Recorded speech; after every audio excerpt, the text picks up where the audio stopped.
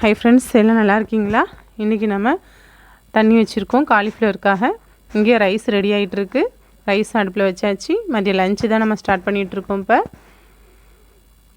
எப்பயுமே பிள்ளைங்களுக்கு லஞ்சு கொடுத்துட்டோம்னாக்கா ஒரு டென்ஷன் பரபரப்பு நமக்கு இருக்காது. ரொம்ப ஸ்லோவாக நம்ம அழகாக பொறுமையாக வேலைகள் பார்க்கலாம். அது வெள்ளிக்கிழமைனா கொஞ்சம் வேலைகள் எவ்வளோ தான் நீங்கள் பரபரன்னு பார்த்தா கூட கொஞ்சம் கஷ்டமாக தான் இருக்கும்.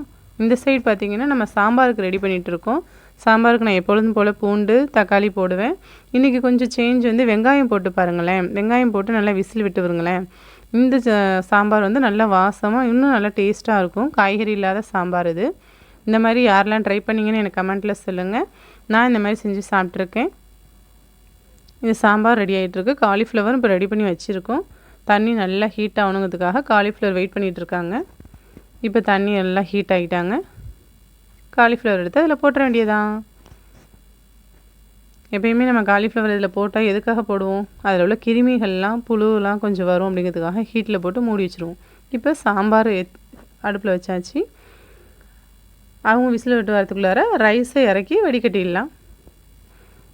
வடித்து வச்சிடலாம் நம்ம ரைஸை. பாருங்கள், இவங்க இங்கே ரெடி ஆகிட்டுருக்காங்க.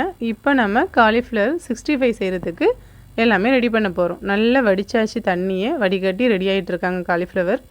இப்போ நம்ம அதுக்கு மசாலாலாம் மைதா மாவு, அரிசி மாவு, இஞ்சி பூண்டு பேஸ்ட்டு, சிக்கன் 65 மசாலா தான் நான் எடுத்திருக்கேன். இது கார்ன்ஃப்ளவர், கொஞ்சம் கடல மாவு, தேவையான அளவு சால்ட்டு, இது எல்லாத்தையும் போட்டு நல்லா தண்ணி விட்டு நல்லா மிக்ஸ் பண்ணிக்கோங்க. நல்லா மிக்ஸ் பண்ணிவிட்டு இதுக்கப்புறம் நம்ம காலிஃப்ளவர் எடுத்து வச்சுருக்கோம் இல்லையா, அதை அதில் போட்டுக்குங்க. காலிஃப்ளவர் ரொம்ப வேகக்கூடாது. இதை நல்லா போட்டு நல்லா மிக்ஸ் பண்ணி வச்சுருங்க. நான் ஏற்கனவே வீட்டு மசாலா வச்சு காலிஃப்ளவர் செஞ்சு போட்டிருக்கேன், வீடியோஸ் அப்லோட் பண்ணியிருக்கேன். கண்டிப்பாக நம்மளோட சேனலில் போய் செக் பண்ணி பாருங்கள். இப்போ நம்மளோட காலிஃப்ளவரை ரெடி பண்ணி வச்சாச்சு. இப்போ சாம்பாரும் நல்லா வெந்து வந்துட்டாங்க. இப்போ தாளிப்பு கொடுத்துடலாம் சாம்பாருக்கு. எப்போதும் போல் கடாயிலேருந்து அடுப்பில் வச்சுட்டு இந்த டைம் நம்ம என்ன பண்ண போகிறோன்னா கடுகு கருவேப்பிலையெல்லாம் போட்டுட்டு ஜீரகம் சேர்ப்பேன். ஜீரகம் இந்த மாதிரி தாளிப்பில் சேர்த்தோம்னா இன்னும் நல்லா வாசமாக கமன்னு இருக்கும். இந்த மாதிரி நீங்களும் ட்ரை பண்ணி பாருங்கள் தாளிப்பில். இப்போ நம்ம கடாய் அடுப்பில் வச்சாச்சு. சாம்பார் இங்கே ரெடி ஆகிட்டுருக்காங்க. இவங்கள இப்போ இறக்கிடலாம். இவங்க நல்லா எண்ணெய் விட்டு ஹீட் ஆகிட்ருப்பாங்க. இப்போ நம்ம காலிஃப்ளவரை இதில் பொரிக்க போகிறோம். நம்ம காலிஃப்ளவர் பொரித்து நல்லா எடுத்துட்டோம். 65 எடுத்தோன்னா டேஸ்ட்டும் நல்லாவே இருக்கும். எல்லாருமே ட்ரை பண்ணி பாருங்கள். குழந்தைங்க விரும்பி சாப்பிடுவாங்க. இன்றைக்கி சாம்பார், அதுக்கு சைடிஷ் காலிஃப்ளவர் தான்.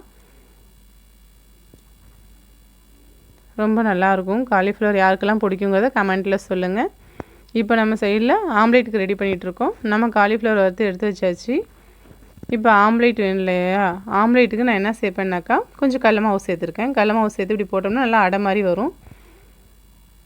இன்றைக்கி நம்ம வீட்டில் சுட சுட ரைஸ், சாம்பார், அதுக்கு சைடிஷ் தான் காலிஃப்ளவர் 65, நெய் சாம்பாருக்கு.